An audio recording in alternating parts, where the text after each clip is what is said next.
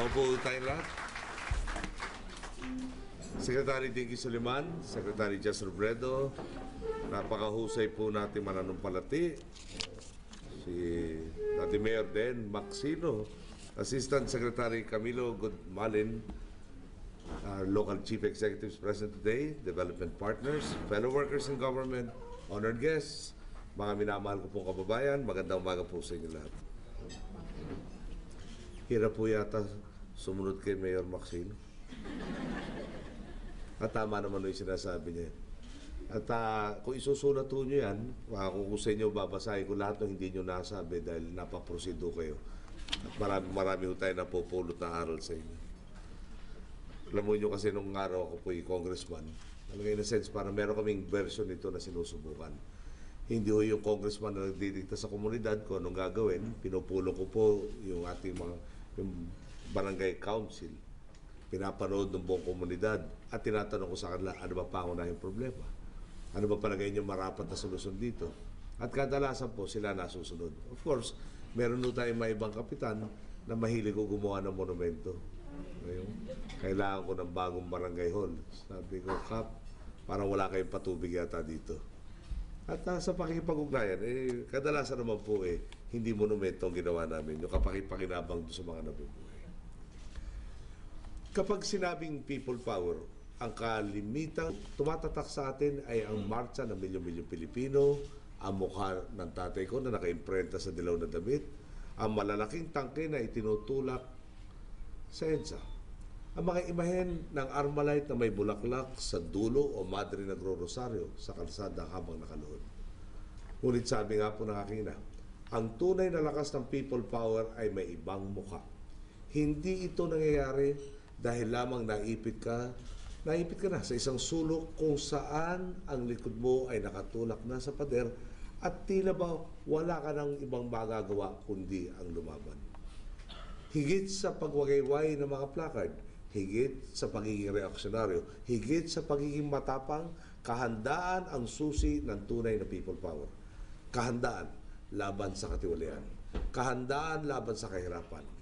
At ito ang uri ng kahandaan na taglay na mga kasama nating mga mayor mula sa iba't ibang munisipalidad na nagbabahagi ng kanilang kaalaman para mapabuti pa ang Kalahi Seeds Program.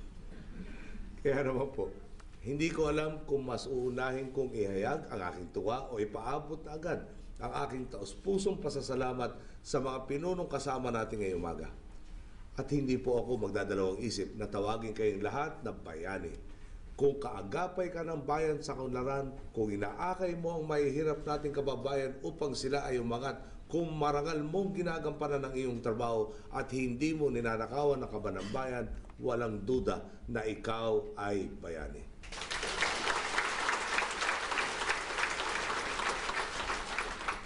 Bahagi kayo ng modernong revolusyon para puksain ang kahirapan. Bahagi kayo ng marcha ng pamahalaan upang ituwid ang mali sa lipunan. Saludo po ako sa inyo lahat. Ang mga nalikom na kaalaman at pamamaraan ng mga mayors mula sa kanilang mga bayan ay magagamit natin upang higit pang pagbutihin ang implementasyon ng Kalahi Seed sa mga susunod na taon. Dahil sa inyong mabuti ugnayan sa mga sinasakupan ninyong mga pamayanan, mas madali po nating nagagapi ang gutom at kahirapan. Wala pong duda, kung mas marami ang nakikilahok tungo sa kolektibong desisyon at ang kakaisang pag-aksyon, mas mabilis nating natatapos ang trabaho. Mas nakakatipid pa tayo. Ngayon, kung sa lokal na level pa lamang ay marami nang nagagawa ang ganitong mekanismo, isipin na lamang po ninyo kung gaano kalaki ang maiambag nito para maibsan ang kahirapan sa pambansang antas. Habang dumarami ang naiipon nating kaalaman sa mas mahusay na implementasyon ng Kalahi Seeds, mas marami rin pong paaralan ang mapapasukan ng mga kabataan. Magkakaroon ng mas modernong gamit ang ating mga ospital at mas mabilis na maihahatid ng mga magsasaka ang kanilang mga produkto sa mga palengke dahil sementadong mga daanang hindi po naguguho sa ulan. Sa madaling salita, ang ibinabahagi ninyo ay hindi lamang para sa mga kabarangay o kabayan ninyo, umaabot ito sa mas maraming Pilipino. Mulat kayong hindi hawak na isang tao ang lahat ng solusyon sa problema. Isa itong manifestasyon na buhay ang diwa ng people power sa inyong puso at isipan. Bawat mungkahi sa mga pagpupulong, bawat sementong binubuhat para sa pagpapatayo ng health clinic, bawat pisong inalalaan mula sa isang pamilya para sa kanilang barangay o bayan ay may makabuluhang kontribusyon upang makabuo ng mas matiwasay na buhay sa mga naghihikahos na Pilipino. Ang nakakatuwa nito, hindi lamang ang lokal na pamahalaan o ang ating administrasyon, hindi lamang ang DSWD o iba pang mga NGO ang kasama natin sa makabagong people power nito, maging ang World Bank, pati na ang Millennium Challenge Corporation mula sa Estados Unidos ay kaagampay natin sa bayanihan. Patunay ang mga ito na nag-uumapaw at tumutulay pa sa ibang bansa ang kumpiyansa sa ating mga adhika. Kaya naman po, hinihimo ko kayong imbes na magbangayan, lalo na sa hindi pa ho kasali, magdamayan na po tayo. Kapag nagawa natin ito, lumalakas ang mga komunidad at nilalabanan din natin ang kawalang malasakit. Habang maayos ang lokal na pamunuan, nasusugpo din natin ang katiwalian.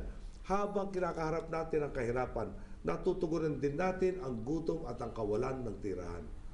Mula pakikialam, tayo ngayon ay nakikilahok. Sa halip na maging reactive, tayo ngayon ay magiging proactive.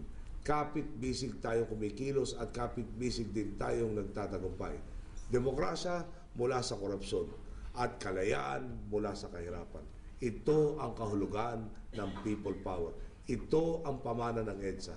Ikinagagalak kong maging kakampi ninyo sa labang ito. Maraming salamat po sa inyo lahat. Magandang araw po.